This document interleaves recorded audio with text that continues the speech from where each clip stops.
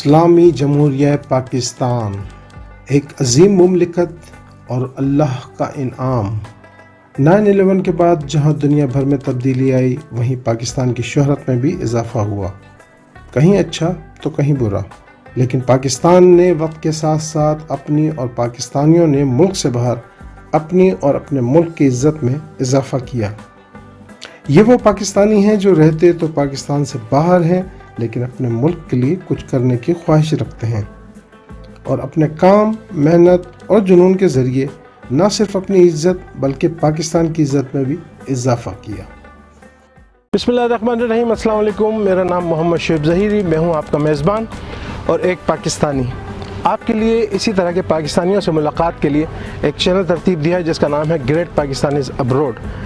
اس programme میں آپ ان پاکستانیوں سے مل سکیں گے جنہوں نے پاکستان سے باہر رہ کر پاکستان کا نام بلند کیا۔ آپ سے درخواست ہے کہ اس چینل کو زیادہ سے زیادہ شیئر کریں اور تمام پاکستانیوں تک پہنچائیں، اور وہ پاکستانی جو ابروڈ ہیں اور آپ جانتے ہیں کہ انہوں نے کوئی ایسا مثبت کام کیا ہے جو اس چینل پہ آنا چاہیے، اس کے بارے میں ہمیں کمنٹ میں ضرور مطلع کریں۔ اعوذ باللہ من الشیطان الرجیم، بسم اللہ الرحمن الرحیم۔ ناظرین کرام، السلام علیکم ورحمۃ اللہ وبرکاتہ۔ ایک مرتبہ پھر آپ کے لیے گریٹ پاکستانیز ابروڈ کا ایک ایپیسوڈ لے کر حاضر ہوا ہوں، اور ہمیشہ کی طرح آج بھی ایک شخصیت ہمارے ساتھ ہے، لیکن تھوڑا سا مختلف اس لیے ہے کہ یہ شخصیت جو ہے نہ صرف پاکستان میں، یہاں UK میں جہاں میں ابھی تک ہوں، رودرم شیفیلڈ کے ساتھ ہی ایک علاقہ ہے، یہاں پر میں ہوں، اور یہاں کی ایک شخصیت ہے اور بڑی عزیز شخصیت ہے۔ ان کی وجہ شہرت بہت ساری ہیں، لیکن آج ہم ڈسکور کریں گے ان کی کچھ تھوڑی بہت ذاتی زندگی اور پاکستان کے لیے جو انہوں نے کام کیے ہیں ان کو ہم اجاگر کریں گے۔ بہت ہی ہر دل عزیز شخصیت، دنیا بھر میں جتنے بھی، خاص طور پہ پاکستانی چینلز اور یہاں پہ UK میں بہت سارے انگلش چینلز ہمیشہ ان کو جب بھی ٹی وی پر یا ریڈیو پر یا کسی جگہ پہ تشریف لاتے ہیں تو بڑے ڈٹ کر بے باکی کے ساتھ حق کی بات کرتے ہیں۔ دنیا بھر میں جہاں جہاں جو پریشانیاں ہو رہی ہیں اس کے بارے میں ہمیشہ آواز اٹھاتے ہیں۔ ہم سب کی خوش نصیبی ہے کہ آج یہاں پر موجود ہیں، ان سے آپ کی ملاقات کراتے ہیں۔ یہ ہے جناب لارڈ نذیر احمد آف رودرم۔ السلام علیکم جناب۔ وعلیکم السلام شعیب بھائی، کیسے ہیں؟ خیریت سے؟ اللہ کا شکر، تھینک یو۔ بہت شکریہ، آج آپ نے ہمیں ٹائم دیا۔ لارڈ صاحب، بہت ساری چیزیں آپ کی شہرت کی وجہ بنی ہیں، اور خاص طور پہ رائٹ فرام جب یہ بوسنیا کا مسئلہ شروع ہوا تھا، اور پھر عراق کا، پھر اس کے بعد فلسطین کا، پھر کشمیر کا، اور آج تک یہ سلسلہ چل رہا ہے کہ جہاں پر نہ صرف ہاؤس آف لارڈ کے اندر بلکہ دنیا بھر میں آپ کی آواز جو ہے وہ سنی جاتی ہے، اور آپ ہمیشہ حق کے اوپر بات چیت کرتے ہیں۔ ہمارا جو انٹرویو ہے پاکستانی گریٹ پاکستانی ابروڈ، آپ کا تعلق بھی چونکہ ظاہر ایک پاکستانی ہے، کشمیری ہے وہاں سے، تو جو روٹین کے سوالات ہیں ان سے شروع کریں گے کہ پیدائش آپ کی جو ہے وہ کہاں پر ہوئی؟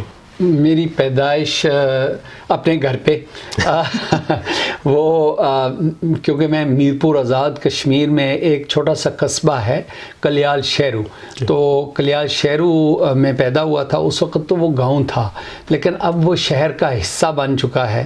تو جو لوگ کلیال شہرو کو نہیں جانتے، وہ سیکٹر B5، کیونکہ میرپور جو شہر ہے وہ سیکٹرز میں ہے، تو سیکٹر B5 کے اندر وہ جو کلیال شہرو ہے وہ ہو گیا ہے، تو وہاں پہ ایک چھوٹے سے گھر میں میں پیدا ہوا تھا۔ اور یہ کس سن کی بات ہے؟ یہ میری ایکچوئل جو برتھ کا جو دن ہے وہ 1958 میں، کیونکہ مجھے اس لیے پتہ ہے کیونکہ میرے ماں باپ جو ہیں وہ پڑھے لکھے نہیں تھے، اور انہوں نے کبھی نوٹ نہیں کیا، نہ ہی کوئی اور سسٹم۔ اس زمانے میں زبانی ہی یاد رہتا۔ ہاں جی، ان کو زبانی بھی یہی نہیں، وہ یہ زبانی ان کو یاد تھا کہ وہ موسم جو ہے وہ گندم کاٹنے والا تھا یا باجرہ کاٹنے والا تھا، یا وہ اس طرح۔ تو یہ مجھے اس لیے پتہ ہے کیونکہ میرے کزن جو ہیں ان کا نام نذیر احمد تھا، اور وہ ان کے والد محترم وہ ممبر اسمبلی تھے کشمیر کے، چودھری یوسف صاحب۔ اچھا۔ اور وہ نذیر احمد جو ہیں وہ 31 جنوری 1958 میں یہاں رودرم میں وہ اتفاق سے ان کی وفات ہوئی۔ اچھا۔ تو ان کی تدفین بھی یہاں پہ ہی ہوئی، اس وقت باڈیز پاکستان نہیں جاتی تھی، تو وہ ان کے گریو سٹون پہ لکھا ہوا ہے 31 جنوری. میری امی کہتی ہیں کہ میں 13-14 دن بعد پیدا ہوا, تو میں نارملی یعنی اپنے آپ کو تو میں ویلنٹائن بیبی کہتا ہوں کیونکہ میں 14 فروری کو, لیکن میرا وہ جو ڈیٹ آف برتھ میرے پاسپورٹ پہ ہے وہ یہ والی نہیں ہے, کیونکہ کوئی کسی نے لکھا نہیں ہوا تھا. تو جب پاسپورٹ بنانے کے لیے گئے تو وہ ایک چودھری نذیر صاحب تھے ہمارے سیکٹر B3 کے مہتا جاگیر ایک گاؤں ہے وہاں کے, اللہ ان کو جنت نصیب کرے. تو انہوں نے مجھے دیکھا اور انہوں نے گیس لگا کے نا, ایسے ہی ہوتا تھا, انہوں نے میری جو ہے وہ 1957 کی اپریل 24 1957 کی پاسپورٹ پہ اپلیکیشن پہ لکھ کے وہ بھیج دی, اور ایسے ہی پاسپورٹ ویزا بھی لگ گیا اور وہ افیشیل میری, بلکہ میں اس وقت جو ہے وہ میرا سرنیم نذیر تھا, تو احمد نذیر, ٹھیک ہے نا جی. اور کیونکہ ان کو تو پتہ بھی نہیں تھا کہ نذیر جو ہے وہ فرسٹ نیم ہے یا سیکنڈ نیم ہے. لیکن جب میں الیکشن لڑنے کے لیے یہاں پہلا الیکشن کونسل کا الیکشن 1990 میں جب میں کھڑا ہوا, تو اس وقت میرے جتنے انگریز دوست تھے انہوں نے کہا کہ سر نیم سے بڑا فرق پڑتا ہے. اگر آپ بیلٹ پیپر کے اوپر آپ کا نام آتا ہے تو آپ کو 50-100 ووٹیں ویسے, کیونکہ کچھ لوگ جو ہیں وہ پہلی والی کو ٹک کر دیتے ہیں. تو پھر میں نے نذیر پہلا نام اور احمد جو ہے وہ سر نیم لکھ کے, تو احمد کی وجہ سے میں اوپر آ گیا اور میں جیت گیا. اچھا, یہ تو ہم ابھی بات کریں گے UK کی, آپ کی جو لائف ہے. تو پاکستان میں بچپن جو تھا وہ کیسا گزرا؟ ابتدائی تعلیم وہیں حاصل کیا آپ نے؟ جی, میں بچپن جو ہے وہ میرا بہت اچھا تھا الحمدللہ. میں اپنے گاؤں میں جس طرح گاؤں کے بچے جو ہیں وہ اٹی ڈنڈا کھیلتے ہیں, اور وہ شہر اس وقت بن رہا تھا. مجھے یاد ہے منگلا ڈیم جو ہے وہ اس کا پانی جب منگلا ڈیم اس سے شروع ہوا تھا, تو پانی وہ جب بھرنے شروع ہوئے, وہ اس کو روکنا شروع ہوئے, تو ہماری زمینوں میں ہمارے علاقے میں جب پانی آنا شروع ہوا تو ہم بچے وہاں پہ جا کے پانی میں کھیلتے تھے اور سوئمنگ سیکھتے تھے. جب شہر بن رہا تھا مجھے یاد ہے کہ ہمارے جو سیکٹرز ہیں ان کے درمیان کچھ نالے تھے, اور نالے کے اندر انہوں نے ہر نالے کے اندر 3-4 جو ہمارے نزدیک والے ہیں وہاں پہ ٹیوب ویل پانی کے, صاف پانی کے بھی وہاں پہ لگائے تھے. تو ریت بہت ہوتی تھی تو ہم وہاں پہ جا کے ریت کے اوپر کھیلتے تھے, اور شام کو جب گھر آتے تھے تو پوری ریت, سارے کپڑے اور سارے. تو مجھے یاد ہے کہ میرے بھائی یہاں سے جب گئے تو میں اٹی ڈنڈا کھیل رہا تھا, تو انہوں نے مجھے نا ٹرک کر کے ایک لگائی. مجھے کہ یہ کیا بدتمیزی ہے, یہ کون سی گیم ہے جو کھیل رہے ہو, کھیلنا ہے تو کرکٹ کھیلو, فٹ بال کھیلو. میں نے کہا یہاں پہ گاؤں میں ہمارے فٹ بال یا کرکٹ نہیں ہوتی ہے, ٹھیک ہے. تو وہ کیونکہ انگلینڈ سے واپس گئے تھے, تو گاؤں کی لائف جو ہے وہ بہت اچھی تھی. لیکن ساتھ ساتھ میں نے الحمدللہ قرآن پڑھا. قرآن جو وہ بی جی ہمارے گھر کے نزدیک رہتی تھی ان کے پاس پڑھا, پھر میں مسجد میں پڑھتا رہا. پھر میں نے تجوید کے ساتھ قرآن وہاں پہ بھی پڑھا, لیکن یہاں پہ انگلینڈ میں آ کے حفظ اور تجوید کے ساتھ پڑھنا شروع کیا. میں نعت بھی پڑھتا تھا اور تلاوت بھی کرتا تھا. تلاوت تو ماشاءاللہ سنی ہے کئی جگہ, اسکول کے سامنے تلاوت بھی اور نعت بھی, یہ کبھی کبھی جو ہے وہ الٹرنیٹیو وہ کرتے رہتے تھے. تو اچھا تھا. 5th کلاس میں تھا, اور اس کے بعد پھر انگلینڈ آ گیا, اور انگلینڈ میں آ کے میں نے ایکچولی اپنی اردو کلاسز جو ہے وہ چھوڑی نہیں. یہاں پہ آ کے میں نے جو ہے وہ CSE او لیول جو ہے وہ اردو میں کیا تھا جب میں یہاں پہ. اچھا, یہاں آنے کے جو ہے عموماً میں نے دیکھا ہے کہ چند ہی وجوہات ہوتی ہیں جن کی بنا پہ کوئی آتا ہے. یا تو کوئی اسٹوڈنٹ آتا ہے وہ پھر یہاں پر رک جاتا ہے, یا پھر شادی ہو کے کوئی آتا ہے پھر رک جاتا ہے, یا کوئی بزنس کے لیے آتا ہے تو رک جاتا ہے. آپ کی کیا وجہ بنی انگلینڈ آنے کی؟ شعیب بھائی, یہ اب کا یہ مسئلہ ہے. اب لوگ ایجوکیشن کے لیے آتے ہیں. اب لوگ جو ہیں وہ بہت کم لوگ تھے جو ایجوکیشن کے لیے آتے تھے. جو ہمارے میرپور, گجر خان یا اٹک کے لوگ جو ہیں, میجورٹی میسز جو ہیں وہ یہاں مزدوری کے لیے آئے, اور کام کے لیے. میرے والد صاحب بھی ایسے ہی, رودرم شیفیلڈ یہاں پہ اسٹیل ملز تھی, اور یہاں پہ جو ہمارے رشتہ دار تھے, بہت ساری برادری کے لوگ, وہ یہاں پہ آلریڈی کام کرتے تھے فیکٹریز میں. ایسے ہی بریڈ فورڈ اور مانچسٹر کے ساتھ آگے جو یہ ٹیکسٹائل ملز تھی وہاں پہ وہ کام کرتے تھے. تو انجینئرنگ کا کام زیادہ تھا یہاں برمنگھم میں. یہ جو لیلینڈ کی اور وہ موریسن کی اور وہ یہ کیا کہتے ہیں وہ گاڑیوں والی جو بنتے, وہاں پہ وہ کام کرتے تھے. تو یہ سارے مزدوری کے لیے, میرے والد صاحب بھی مزدوری کے لیے یہاں پہ اسٹیل فیکٹریز میں وہ کام کرتے تھے. اور پھر انہوں نے ہمیں یہاں پہ بلایا, میری والدہ اور میرے بھائی, میرا ایک بھائی اور بہن, بڑے بھائی تو پہلے آئے ہوئے تھے. تو یہ پھر آ کے ہم نے, بلکہ وہ تو یہی سوچتے تھے, وہ بلکہ کھلاتے پلاتے زیادہ تھے تاکہ تکڑا ہو جائے اور پھر یہ اسٹیل فیکٹری میں جا کے کام کرے گا. لیکن وہ اللہ کی, وہ کہتے ہیں وہ آپ بھی پلان کرتے ہیں لیکن اللہ جو ہے از اے بگر پلانر. وہ اللہ کے ہاں کچھ اور ہی نظام ہے. وہ کوئی یعنی سوچ نہیں سکتا کہ اگر آپ شعیب بھائی, اگر آپ اندازہ لگائیں کہ اگر ایسے ہو کہ جناب میں اپنے دادا جی کو اٹھا کے کہوں کہ میں جناب ہاؤس آف لارڈس کا ممبر بنا, میں نے یہاں پہ بزنس کیا, اب میرے پراپرٹیز کا بزنس ہے, میرے یہاں پہ جو انگریز ہیں وہ بھی ہمارے یہاں کام کرتے تھے, تو وہ بلیو نہ کریں گے کہاں کس جگہ پہ. میرے دادا جی جو ہیں وہ تو الحمدللہ وہ اپنے نمازی تھے, گھر پہ کام کرتے تھے, اپنی چھوٹی سی فارم ہولڈنگ جو 40-50 کنال زمین جو بھی ان کی تھی اس وقت, 30-40 آئی ڈونٹ نو کتنی تھی, جو بھی تھی وہ اسی سے جو ساری لائف کی ارننگ ہے وہاں سے ہی کماتے تھے. بلکہ ان کے بارے میں یہ مشہور ہے کہ وہ دریا جو ہے, یہ دریا کراس کر کے, جہلم والا دریا, یہ کراس کر کے پاکستان والی سائڈ منگلا تک وہ نہیں کبھی زندگی میں گئے. وہ جہلم کبھی زندگی میں, وہ سارا ان کا ایک دنیا. اچھا, جب آپ یہاں آئے اور چونکہ آپ نے بیسک تعلیم پاکستان حاصل کی, یہاں آنے کے بعد آپ نے او لیول کیا جی, تو جب آپ کی تعلیم, ظاہر ہے آپ نے اعلیٰ تعلیم حاصل کی, اس کے بعد پھر آپ کو یہ سیاست کی طرف آنے کا خود خیال آیا یا پھر کسی نے آپ کو مشورہ دیا, یا پھر آپ نے پڑھنے کے بعد سوچا کہ نہیں بجائے اس کے کہ فیکٹریز وغیرہ میں کام کرنے ہے کوئی دوسری چیز کرو؟ ہے ہی نہیں ایسی نہیں. مثلاً کوئی اگر پلان کر کے سیاست میں آتا ہے نا تو وہ عجیب آج کل لوگ کرتے ہیں جو یونیورسٹی سے آ کے سیدھے جناب وہ سیاست. میں نے تو بالکل, میں اسٹوڈنٹ تھا تو اسٹوڈنٹ وہاں پہ سب دوستوں نے کہا کہ یار وہ, بلکہ میں اتنا پاپولر تھا. ایک بات یہ بھی ہے کہ شاید میں سونا تھا اس وقت, تو میں پاپولر تھا, اور مجھے جو ینگ سوشلسٹ ہیں انہوں نے دعوت دی کہ میں ینگ سوشلسٹ کا چیئرمین بن جاؤں, لیبر پارٹی کا ممبر بنوں.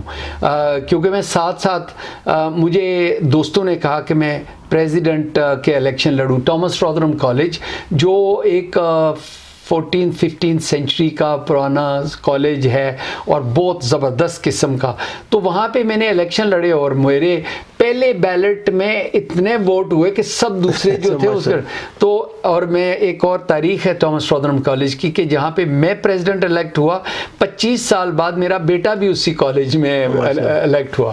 تو وہ وہاں پہ پریزیڈنٹ الیکٹ ہونے کے بعد پھر میں وہ, کیونکہ لیبر پارٹی کا ینگ سوشلسٹ کا چیئرمین بنا, ینگ سوشلسٹ کے بعد مجھے انہوں نے فوری طور پہ کہا کہ تم الیکشن لڑو, لوکل الیکشن. مجھے ایک پاکستانی کشمیری بزرگ تھے, انہوں نے کہا بیٹا تم الیکشن نہ لڑو, ابھی تمہارا ٹائم نہیں ہے, پہلے پیسے کماؤ, پہلے زندگی میں کچھ اچیو کرو, اس کے بعد یہ کرنا. کیونکہ تم ایک سویت پوش فیملی سے ہو, اور اگر تم نے پہلے ہی سیاست شروع کر لی پھر آپ کی نظر لوگوں کی جیبوں پہ ہوگی. لیکن اگر آپ سکسیسفل بزنس مین بن گئے, اگر آپ کا کریئر اچھا ہوگا, آپ پیسے کما لیں گے, then you don't have to look at anybody, اور آپ جو ہے وہ اپنا کام کر سکیں گے. تو الحمدللہ ہم نے بزنس شروع کیا, اور مجھے ہمارے خاندان میں کوئی بزنس نہیں کرتا تھا. کیا بزنس شروع کیا آپ نے؟ سب سے پہلے ہم نے میں ایک دو دن کے لیے ویکینڈ کے لیے میرے ایک انگریز دوست تھے, انہوں نے کہا کہ آ کے یہاں پہ ایک بہت بڑا شو ہوتا ہے ویکینڈ کا, تو وہاں پہ اس نے کہا کہ سٹال میں پیسے پورے اس کے نہیں کر سکتا ہوں, آدھا سٹال تم لے لو آدھا میرا. اور میں نے وہاں پہ جناب آزڈا سے لے کر اور کچھ کیش اینڈ کیری بیٹلیز ہوتی تھی اس وہاں سے سامان لے کے وہاں پہ رکھا, اور وہ گرمی تھی سخت, اور وہاں پہ میں نے یہ کوک کے ڈبے, اورنج کے ڈبے, یہ 7 اپ کے ڈبے, پھر کرسپس جو وہ وہاں پہ, اور وہ اتنے بیچے کہ 2 دنوں میں نے 250 پاؤنڈ بھی کما لیا اور میرے پاس سٹاک بھی ہو گیا. میں نے اپنے بھائیوں کو کہا یار اگر میرے پاس دکان ہو تو میں تو یہ ڈبل اگر 2 دنوں میں کر سکتا ہوں, ہفتے میں کتنے کروں گا, ٹھیک ہے. تو الحمدللہ انہوں نے کہا کہ ٹھیک ہے تم دیکھی ایک دکان تھی, اس کے ساتھ فش اینڈ چپس کی دکان تھی, پھر وہ ہم نے دونوں دکانیں جو ہیں وہ کیونکہ ایک ہی بلڈنگ میں تھی تو وہ لے لی, اور تقریباً 3 سال جو ہے وہ ہم نے وہ زبردست, یعنی ہم نے اس کا سارا پیٹرن چینج کیا. یہاں کے لوگوں کے لیے میں سمجھتا ہوں کہ ہم نے اتنا پیٹرن چینج کیا جو ٹریڈنگ کا, کہ لوگ انگریز جو ہیں وہ صبح 9 بجے کھولتے تھے, پھر دوپہر کو 1 گھنٹہ چھٹی کرتے تھے, پھر شام کو 6 بجے بند کر دیتے تھے. ہم نے جناب صبح 8 بجے کھولنے کے بچے اسکول جاتے, رات 10 بجے, کیونکہ فش اینڈ چپس والی دکان جو ہے وہ 12 بجے تک کھلی تھی. تو اگر کسی کو 11 بجے اس کی بریڈ ختم ہو گئی, دودھ ختم ہو گیا, انڈے ختم ہو گئے, تو وہ کہتے تھے گو ٹو ناز's شاپ, مجھے نک نیم ناز ول گیو اٹ یو, ٹھیک ہے. اور وہ ہمارے لیے کیونکہ تھے وہاں پہ, تو اس طرح پھر میں نے جو ہے نا, کیونکہ ہمیں طریقہ آ گیا, پھر ہم نے دکانیں خریدنی شروع کر دی, بند دکانیں. کوآپ کی دکان جہاں پہ کوئی بند ہوتی تھی میں خریدنا, وہ اس کو ڈیل بن گئی نا, یہ جو مارک جینکنسن آپ کے شیفیلڈ والے, ان کے ساتھ ڈیل تھی, جو دکان آئی تو ان سے 6 months rent free, 3 months rent free لے کے, اور یہاں پہ وولورتھس کی جو شاپ فٹنگز تھی وہ وہاں پہ لگا کے, تو وہ دکانیں بیچنی. پھر میری ایک فلسفی یہ تھی کہ آپ ٹین آف بینز بیچیں گے تو جو پروفٹ ٹین آف بینز پہ بنا سکتے ہیں وہی ہوگی, لیکن اگر آپ دکان بنا کے بیچیں گے تو وہ جو دکان کی جو پروفٹ تو وہ بڑھ جاتا ہے. پھر وہ ہم اس کا shop fittings, less, business, good will, fixtures and fitting, وہ سارے جو ہیں وہ کم از کم 30,000 پاؤنڈ اس زمانے کی میں بات کر رہا ہوں, وہ لگا کے, تو کیونکہ بلڈ اپ کر لیتے تھے نا اس کی 3 مہینے میں 4 مہینے میں اس کی جو ہے وہ بزنس سیل جو ہے وہ اتنی بڑھا دیتا تھا کہ جو لوگ 10 سال سے وہاں پہ بیٹھے وہ نہیں کر سکتے تھے. اور اس کا شعیب بھائی ایک بڑا زبردست طریقہ تھا, وہ یہ ہے کہ پہلے دن جب ہم دکان بند اس کو فل اپ کر کے وہ جتنا سامان لانا ہے, اور ڈیل تھی میری بریڈ والوں کے ساتھ, ڈیل تھی کہ پہلے دن مجھے بریڈ فری دو گے تو آپ سے لوں گا. دودھ والا یہاں پہ اسمتھ تھا, بہت اچھا آدمی تھا, دوست تھا, تو وہ اسٹیورڈ کو کہتا تھا کہ دودھ پہلے دن والا فری, باقی دن جو ہے وہ تم سپلائی کرو گے, ٹھیک ہے. تو میں لیفلٹ پورے علاقے میں بھیجتا تھا کہ جو کسٹمر میری دکان کے اندر آ جائے اس کو ایک بریڈ کی لوف اور دودھ مفت, ٹھیک ہے. لوگ لائنیں لگ جاتی تھی, اور جو ایک دفعہ آ گیا, انگریزوں کو تو یہ کوئی کانسیپٹ نہیں تھا نا کہ یس سر, yes madam, thank you madam. وہ دکاندار جو ہے ان کو بڑے رف ٹریٹ کرتے تھے, ٹھیک ہے. اور جو کوآپ والے بھی ہیں, یا اس وقت یہ بڑی سپر مارکیٹس, موریسن چھوٹا سا شروع ہوا تھا, اور یہ جو آزڈا وغیرہ تھے نہیں, یہ تو یہ ساری وہ کوآپ سپر مارکیٹس کا کانسیپٹ بعد میں آیا. جی ہاں. ایسے یہ بزنس کیا, یہ تو بزنس میں جب ongoing House of Lords نہیں, اب تو میں پراپرٹی کا بزنس, یعنی میرا الحمدللہ انڈسٹریل پارک ہے, کچھ فلیٹس وغیرہ. اچھا, آپ کے جو سیاسی کیریئر ہے اس کے بارے میں تو سب کو پتہ ہی ہے, لیکن جو ریزن آج بنی آپ کے انٹرویو کی, کیونکہ ہمارے چینل کا نام he great Pakistan is abroad ہے, میں نے سنا تھا کہ شروع میں جب آپ نے الیکشن لڑا تھا بریڈ فورڈ سے تو آپ ہار گئے تھے, اور وہ آپ کو ظاہر ہے کافی صدمہ بھی ہوا تھا کہ یہ کیا ہوا. تو پھر آگے کیسے چلی کہانی, آپ اس پوزیشن پر آئے؟ دیکھیں, ایک تو میں کونسلر الیکٹ ہوا تھا یہاں رودرم میں, 10 سال کونسلر رہا ہوں, میجسٹریٹ رہا ہوں. تو وہ بریڈ فورڈ میں ایکچولی سلیکشن کے لیے, لیبر پارٹی کے ٹکٹ کے لیے. تو اللہ کا دیکھیں, میرا کوئی اس میں کوئی وہ گلوری نہیں ہے, یہ اللہ سبحانہ تعالیٰ نے مجھے پوزیشن دی.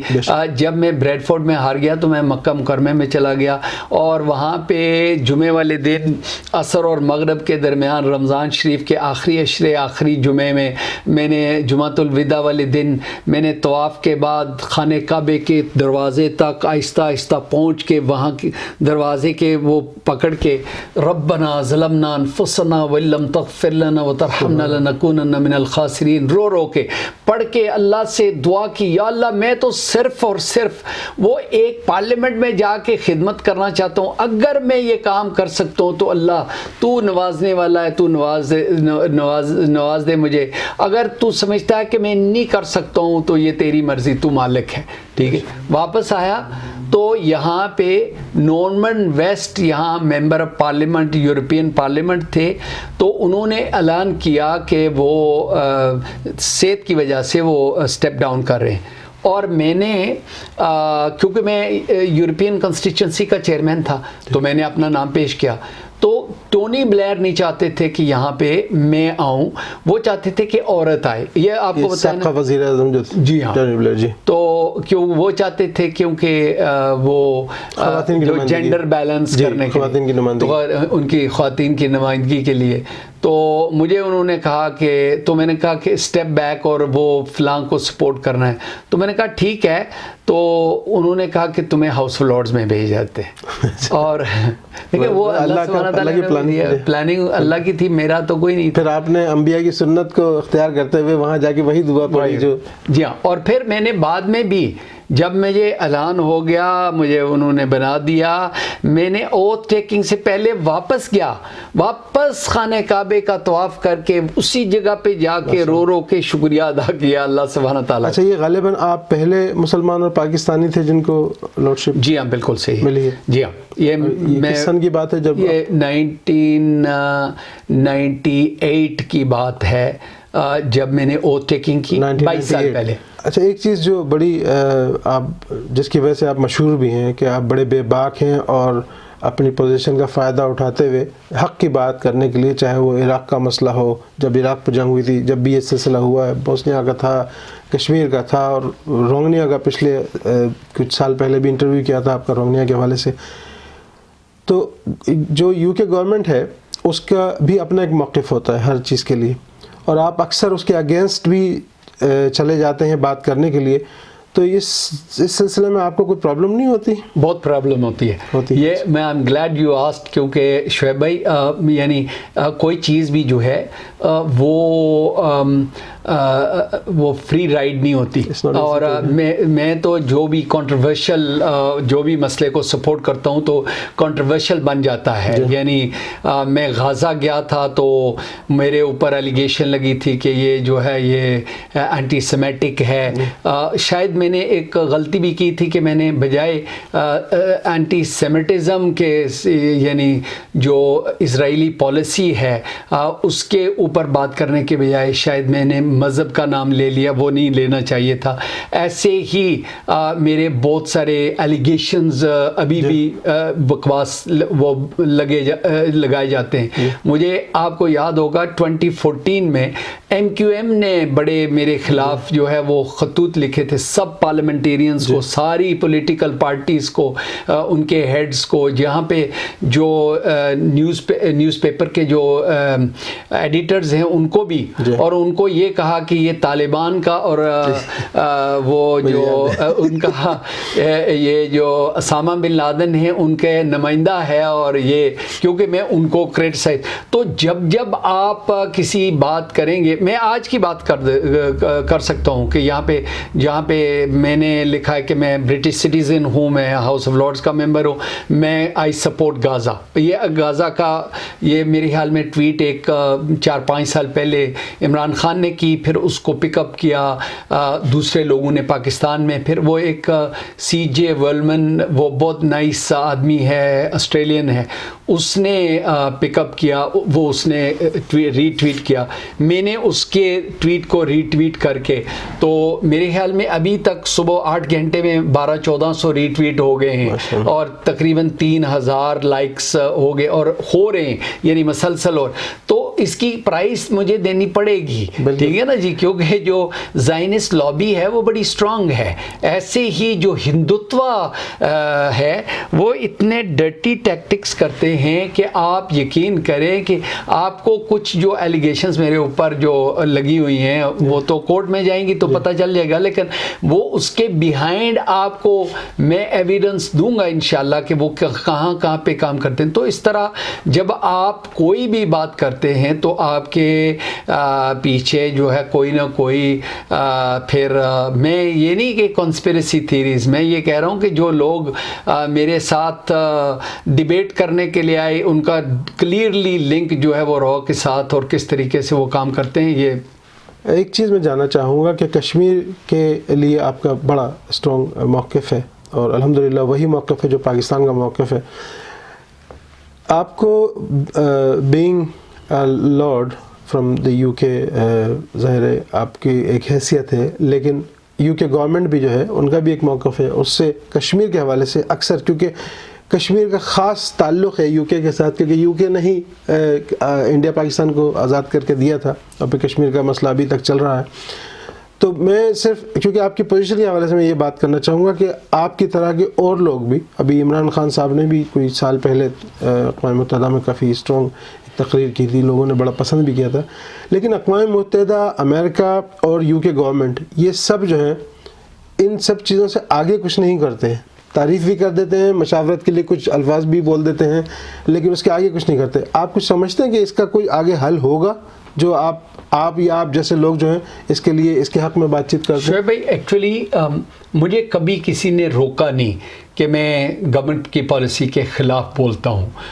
میں سمجھتا ہوں کہ یہ اللہ سبحانہ تعالیٰ کا شکر ہے کہ جب مجھے اپوائنٹ کیا گیا ہاؤس آف لارڈز میں, اس وقت ٹونی بلیئر نے اپنا جو پریس ریلیز تھا اس میں واضح طور پہ کہا تھا کہ یہ کیمپینر فار ہیومن رائٹس ان کشمیر, یہ ریکارڈ ہے کہ انہوں نے میری ڈسکرپشن جو ہے وہ کیمپینر فار ہیومن رائٹس ان کشمیر. تو مجھے کبھی کسی نے یہ روکا نہیں ہے. یہ اللہ تعالیٰ کا شکر ہے کہ اس ملک میں یہ فریڈم ہے کہ آپ جو بھی بات کرنا چاہیں لاجک سے حق پہ بات کریں, تو آپ کو جو ہے وہ نہیں کرتے. لیکن جو پالیسی ہے میں اس سے اختلاف کرتا ہوں. کبھی کبھی پالیسی ٹھیک ہو جاتی ہے, لیکن عموماً یہ ہے کہ دیکھیں ویسٹرن جو پالیسیز ہیں وہ اپنے انٹرسٹ میں بنتی ہیں. وہ پولیٹیکل انٹرسٹ, ان کا اپنا اکنامک انٹرسٹ, ان کا جو سوشل انٹرسٹ, یعنی ہندوستان کے ساتھ اسٹرانگر ہے کیونکہ وہ بڑا ملک ہے, ان کے ساتھ ان کی کمیونٹی بھی اسٹرانگر ہے, بڑی ہے. تو ہماری کمیونٹی بھی تھوڑی ہے, ملک بھی کمزور ہے. پھر پاکستان کے چیلنجز, یعنی سوویت یونین کے ساتھ جو جنگ تھی افغانستان کے اندر, وہ جنگ جیتنے کے بعد بھی پھر جو سارا کلیشنکوف اور ہیروئن کا جو آیا, پھر جو وہاں پہ طالبان اور جو جنگ افغانستان کی وہ پاکستان کے اندر آ گئی, پھر وہ ٹی ٹی پی بھی بن گئی, پھر آپ کے ایم کیو ایم بن گیا. اور ایم کیو ایم کا اب وہی انور صاحب جو میرے خلاف لکھتے تھے وہی انہوں نے کہا ہے کہ یہ جو ہے وہ را سے پیسے لیتے ہیں, اور ایسے ہی بہت سارے دوسرے لوگوں نے بھی. تو ہم تو پہلے سے ہی کہتے تھے. پھر اب یہ جو بلوچستان میں جو لوگ ہیں ان کا بھی تعلق جو ہے وہ ہندوستان کے ساتھ. ہمیں تو از کشمیری پتہ ہے نا جی کہ کیا کیا کہاں کس کو خریدتے ہیں, کس طریقے سے خریدتے ہیں. تو پاکستان کے چیلنجز اتنے زیادہ رہے, پاکستان کو کمزور کرنے کے لیے ہندوستان نے ایک بہت بڑا رول پلے کیا ہے. پہلے تو وہ چھپ کے کرتے تھے، لیکن جب سے یہ ہندوتوا فیشسٹ RSS BJP کی گورنمنٹ آئی، انہوں نے کھل کے پاکستان کو ڈسٹروئی کرنے کا، پاکستان کو جو بدنام کرنے کا، نقصان دینے کا، وہ پہلے تو وہ ایک نیریٹو چلاتے رہے، کراس بارڈر ٹیررزم، وہ بہت عرصہ، پھر پاکستان کو پولیٹیکلی کمزور کرنے کے لیے. تو اس کو کاؤنٹر کرنے کے لیے ہم نے یعنی بڑی کوشش کی، اور الحمدللہ جو groups across Europe, United States of America, باقی جگہوں پہ بھی ان کے ساتھ ہم لوگ جو ہیں وہ سیاسی طور پہ ان کو سپورٹ کرتے رہے ہیں. اور یہاں اللہ کا شکر ہے کہ یہاں پہ جو ہمارے خالستانی بھائی ہیں، وہ چاہے منی پوری ہوں یا ڈیلٹس ہوں یا جتنے بھی وہاں پہ فریڈم سیکنگ جو لوگ ہیں، ان کو کوآرڈینیٹ کر کے ہاؤس آف لارڈز میں بھی ان کی جو ہے میٹنگز کرواتا رہا ہوں. ماشاءاللہ آپ اس سلسلے میں ہمیشہ لیڈ کرتے رہے ہیں، ہاؤس آف لارڈ میں بھی، اور چاہے وہ ڈاؤننگ اسٹریٹ مظاہرہ ہو یا اس طرح کا سلسلہ ہو. اچھا، ایک چیز جو کچھ بہت اچھی بھی ہے لیکن تھوڑی کنٹروورشل بھی ہے، اس کے بارے میں جاننا چاہوں گا آپ کی ذات کے حوالے سے، کیونکہ آپ پورے UK میں تو ہیں ہی، لیکن پاکستان میں بہت زیادہ مشہور ہیں آپ. اور پاکستان میں بھی میں تقریباً میرا خیال ہے کہ تمام چینلز کے اوپر جب بھی کوئی ایسی چیز ہوتی ہے آپ کی بات چیت ہوتی ہے. یہ تو بہت اچھی بات ہے کہ آپ کے پاکستان میں اب تک جتنے بھی، نہ صرف ظاہر ہے UK کے، کیونکہ آپ تو UK میں رہتے ہیں، یہاں تو کوئی بڑی بات نہیں ہے کہ آپ کے تمام لیڈران کے ساتھ اچھے تعلقات ہیں، لیکن پاکستان میں جتنی بھی حکومتیں آتی ہیں ان کے تمام لیڈرز، چاہے وہ سابقہ ہوں چاہے وہ موجودہ ہوں، ان کے ساتھ آپ کے اچھے تعلقات ہیں. اور ماشاءاللہ ناظرین کرام، آپ بھی دیکھ رہے ہوں گے اسکرین پہ مختلف پاکستان کے جو لیڈرز ہیں ان کے ساتھ بہت اچھے تعلقات ان کے، اور تصاویر وغیرہ بھی آپ دیکھ رہے ہیں. یہ تو بہت اچھی بات ہے، لیکن یہاں پہ ایک کنٹروورشل چیز جو پیدا ہوتی ہے وہ یہ ہوتی ہے کہ پاکستان کے حوالے سے لوگ کہتے ہیں کہ جی بعض لوگ ایسے ہوتے ہیں سیاست میں جو ہر آنے والے پرائم منسٹر یا پریزیڈنٹ کے ساتھ جو ہے تعلقات رکھتے ہیں تاکہ ان کے کام جو ہے نا آسان ہو جائیں. آپ تو چونکہ یہاں رہتے ہیں، ایسا تو کوئی زیادہ وہ نہیں ہے، لیکن یہ کس طرح آپ رکھتے ہیں کہ اتنی دو بالکل مخالف پارٹیز ہیں، لیکن آپ کے ماشاءاللہ بینظیر صاحب کے صاحبہ کے ساتھ بھی بہت اچھے تعلقات ہیں، نواز شریف صاحب کے ساتھ بھی بہت آپ کلوز رہے ہیں، عمران خان صاحب کے بھی ہیں، تو یہ کس طرح آپ اس کو مینٹین رکھتے ہیں؟ دیکھیں، یہ ایلیگیشن بالکل لگتی ہے کہ یہ اپنے کام، لیکن میں واقعہ یہ اس میں کچھ سچائی بھی ہے. میں اپنے کام نہیں، میری جو کمیونٹی برٹش پاکستانیز، برٹش کشمیریوں کے جو کام ہیں، ان کی آواز جو ہے وہ وہاں تک پاورفل جگہوں پہ پہنچانے کے لیے تعلق جو ہے وہ بہت ضروری ہے. چاہے وہ محترمہ بےنظیر بھٹو شہید ہوں، چاہے وہ میاں نواز شریف یا عمران خان صاحب ہوں، دوسری پولیٹیکل پارٹیز. میں نے کوشش کی ہے کہ میں قاضی حسین احمد صاحب کا بھی تصویر آپ نے دکھائی ہوگی، مولانا فضل الرحمان صاحب، وہ دوسرے بھی، چودھری شجاعت صاحب کے ساتھ، میں نورانی صاحب کی تصویر میں ڈھونڈ نہیں سکا، لیکن ان کے ساتھ بھی تعلق تھے. یہ MQM والے جو لوگ ہیں، ان کے ساتھ میری سخت دشمنی، کیونکہ جو پاکستان کا دشمن ہے وہ میرا دشمن ہے، ظاہر ہے، لیکن وہ مصطفیٰ کمال جو ہیں وہ ان کے ساتھ میری میٹنگز ہوئی ہیں. وہ دوسرے جو آفاق احمد صاحب ہیں جو پاکستان کے حق میں بات کرے کوئی بھی، ان کے ساتھ میرا تعلق جو ہے وہ رہا ہے. وہ صرف اور صرف جو برٹش پاکستانیز، کشمیریز اور پاکستان کے حق میں بات کرنے کے لیے ایکسیس کی ضرورت ہوتی ہے، تو اس لیے میں نے تعلق. لیکن آپ نے دیکھا ہوگا کہ میں جناب جو بنگلہ دیش کی بیگم ضیاء ہیں، شیخ حسینہ ہیں، ان کے ساتھ بھی تعلق، اور ایسے ہی آذربائیجان کے پریزیڈنٹ علیف ہیں، وہ جو بھی جہاں بھی جاتا رہا ہوں تو وہاں کے ہیڈ آف اسٹیٹ یا جو بھی پولیٹیکلی ایکٹیو لوگ ہیں ان کے ساتھ تعلق اس لیے بھی کیونکہ میں نے کشمیر کے لیے، پاکستان کوز کے لیے، یہ جو برٹش پاکستانی کشمیری کمیونٹی ہے ان کے لیے کام کرنا ہے، تو ان کے ساتھ تعلق جو ہے وہ بہت ضروری ہے. میں نے بہت آپ کے لیٹرز بھی دیکھے ہیں جو ہاؤس آف لارڈ کی طرف سے آپ نے ایشو کیے ہیں، اور ماشاءاللہ مختلف ممالک کو آپ نے بھیجے ہیں اس سلسلے میں. اور میں یہ آپ کی جو پیچھے تصویر لگی ہے اس کو، کیونکہ یہ کارپیٹ کے اوپر کو دیکھتے ہی میں یہی سمجھا تھا کہ شاید وہ رشین سینٹرل اسٹیٹس جو نئی بنی ہے وہاں پہ ابھی آپ کئی دفعہ جا چکے ہیں کہ وہاں سے آپ کو ملی، لیکن آپ نے بتایا ترکی سے آپ کو یہ ماشاءاللہ گفٹ کی گئی ہے. اچھا، یہ تو آپ کی تھی سیاسی زندگی. پرسنل زندگی کے اندر آپ کے ماشاءاللہ اب تو یہاں پر اولادیں ہیں، پھر ان کی بھی اولادیں، ابھی ہم پروگرام سے پہلے بات کرتے ہیں، ماشاءاللہ آپ کی پوتی یونیورسٹی میں جا رہی ہیں، وہ ان کے ساتھ کیونکہ ظاہر ہے آپ بہت بزی رہتے ہیں, تو ان کے ساتھ جو ہے جو بچے جو ساتھ ساتھ آپ کے یہاں پر اور ان کے بچے یہاں پر پیدا ہوئے ہیں, ان کے ساتھ کس طرح کا رشتہ ہوتا ہے؟ میں آپ کو بتاؤں شعیب بھائی, میں نے اب بڑے وہ ان کے لیے بڑا امپورٹنٹ, بلکہ اب بھی میں کانشیس ہوں کہ میں نے اپنی پوتی اور پوتے کو بتایا ہوا ہے کہ میں ان کے گھر امیڈیٹلی, آپ جب جائیں گے تو میں سیدھا ان کے گھر جاؤں گا بیگم کے ساتھ, اور ان کے ساتھ 2 گھنٹے ہم کھیلیں گے, وہ پلے روم میں بٹھا کے ہمارے ساتھ. مجھے ایک دفعہ میں آپ کو صرف یہ واقعہ بتانا چاہتا ہوں کہ میری پوتی جو ابھی یونیورسٹی جا رہی ہیں, یہ چھوٹی تھی, تو ایک دن میں لنڈن تھا, تو جو یمن کے اس وقت کے پرائم منسٹر ہیں وہ آئے, اور انہوں نے فون کیا کہ ایمبیسی نے کہ the Prime Minister of Yemen would like to have a meeting with you tomorrow my lord. تو میں نے کہا کہ I'm sorry, I have a very important meeting in Rotherham and I have to go. انہوں نے کہا what is more important than Prime Minister.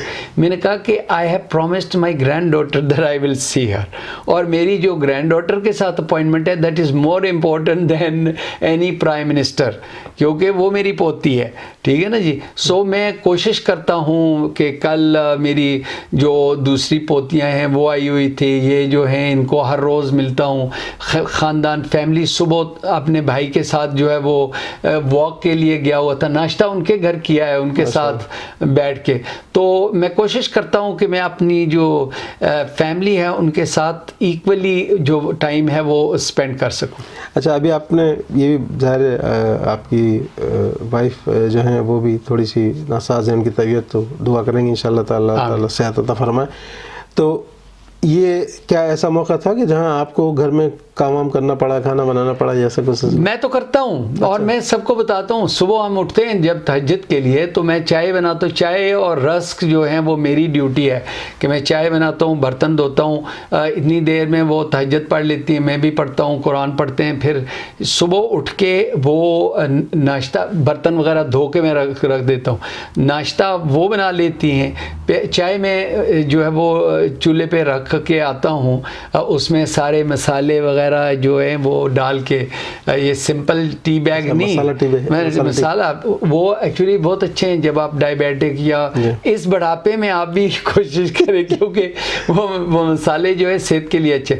تو وہ چائے جو ہے اس کے بعد وہ جو بھی ناشتہ یعنی بریڈ ایگز جو, تو اس کے بعد پھر برتن میں دھوتا ہوں, ٹھیک ہے نا جی. سو آدھا کام جو ہے وہ کچھ میں کر لیتا ہوں, کچھ وہ کر لیتی ہیں.